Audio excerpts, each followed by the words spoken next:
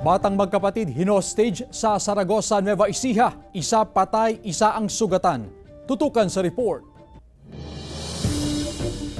Bisperas ng unang karawan ni Prince Rillian Sunga nitong Biyernes, pasado alas 7 ng gabi, nang biglang pinasok ng isang lalaki ang kanilang bahay sa Sitio Sagingan, Barangay Concepcion West, Saragossa, Nueva Ecija. Hinostage ng lalaki may kutsilyo si Prince at kanyang 8 taong gulang na kapatid.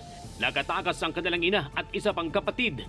Inabot ng madaling araw ang negosasyon ng mga pulis sa hostage taker na si Julius Cesar Ton, pero di siya nakumbinsi. Hanggang ginilitan ng lalaki ang mga bata.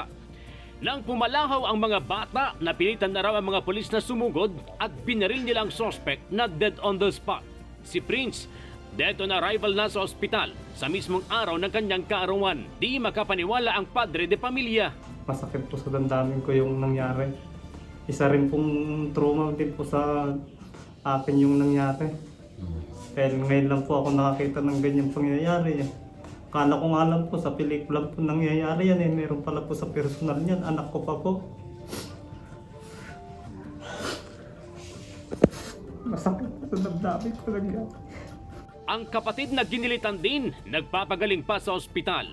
Kaya pakiusap ko lang po, kunting hustisya lang po sa anak ko po. Tumanggi muna magbigay ng pahayag ang mga otoridad, pero anila, ginawa raw nila ang lahat para sagipin ang mga biktima. CJ Torida, 1 North Central Luzon.